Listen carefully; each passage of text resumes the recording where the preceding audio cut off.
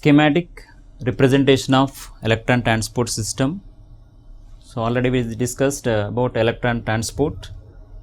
Here how the electrons are moving. So from different sources the electrons are entering into the electron transport system. Here when mitochondrial NADH2 is oxidized, electrons are given to first complex, then ubiquinone, next the third complex cytochrome C, fourth complex oxygen.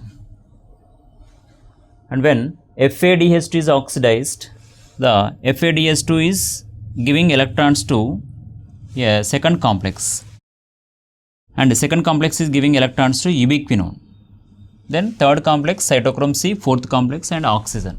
From ubiquinone it is common for all. And when glycolysis NADH2 is oxidized, electrons are given to ubiquinone, next third complex cytochrome C, fourth complex, and oxygen.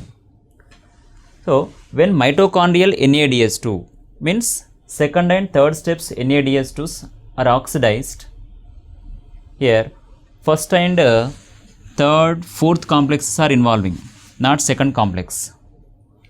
When FADH2 is oxidized, second, third, fourth complexes are involving. When glycolysis NADH2 is oxidized, directly electrons are given to ubiquinone. So in this electron transport, only third and fourth complex are involving, no involvement of first and second complex.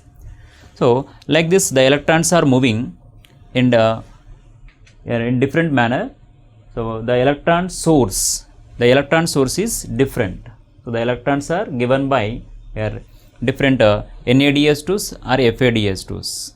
So while the electrons are moving, the protons are also translocated to the intermembrane space, and the protons are accumulated in the intermembrane space. The proton gradient is established in the intermembrane space. So that gradient is important for ATP synthesis. While the protons are again re-entering the mitochondrial matrix, the ATPs are synthesized in the presence of oxygen. So it is called as oxidative phosphorylation.